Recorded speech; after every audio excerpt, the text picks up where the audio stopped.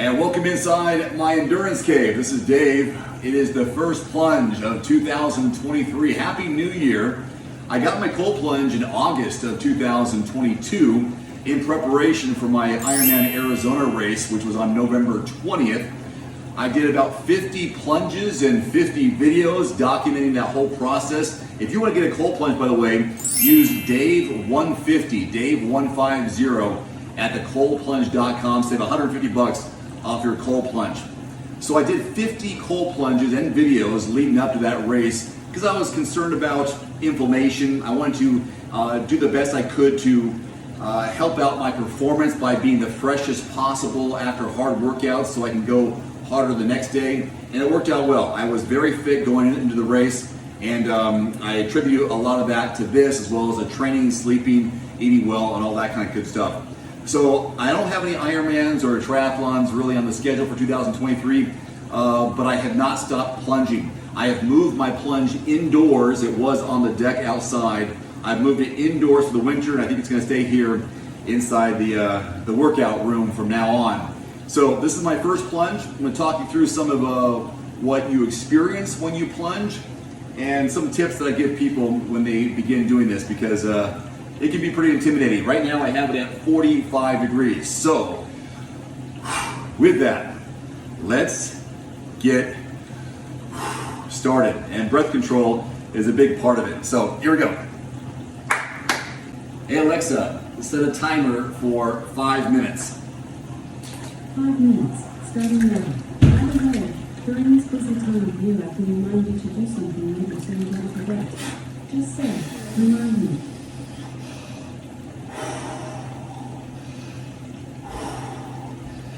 Breath control is so important.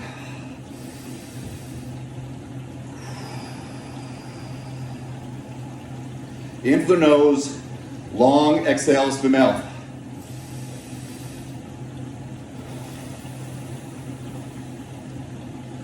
The first 30 to 60 seconds is typically the hardest for people. It still is for me.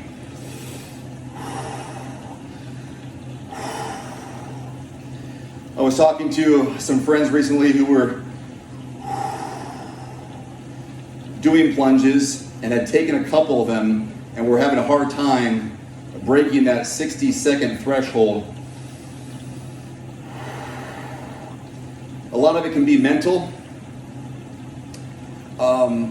It is a lot mental. Knowing what to expect going into it, having a plan. 45 degrees is cold. I started in the 50s this last summer.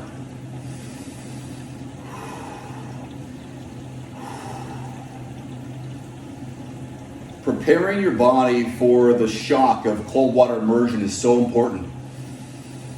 These deep breaths, long exhales, are important because the heart rate starts to accelerate because you're shocking the system.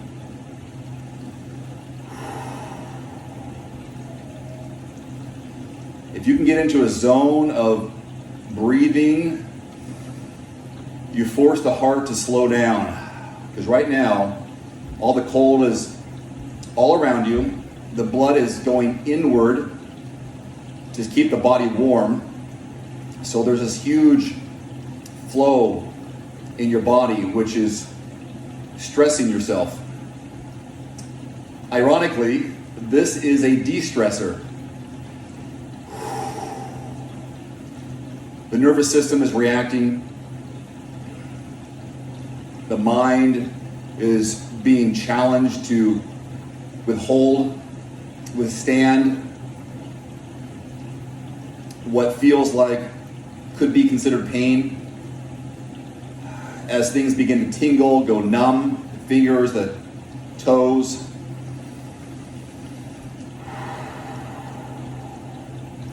Talking yourself through it is helpful. Listening to music, I had some Beethoven on previously. I've got 2 minutes left, so I've already hit 3 minutes.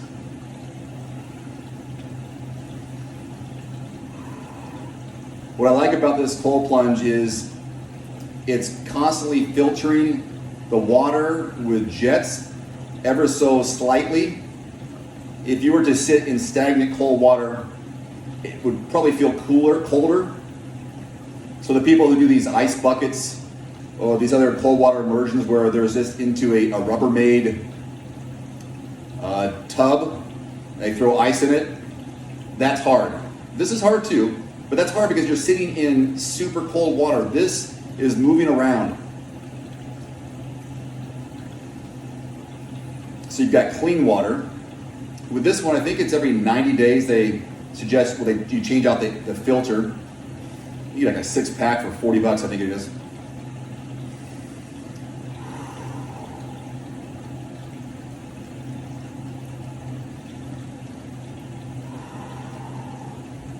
I've never been more stress-free since plunging. The inflammation for athletes, for people who are stressing their body as you get older, you need that recovery. And people who are pushing themselves, period.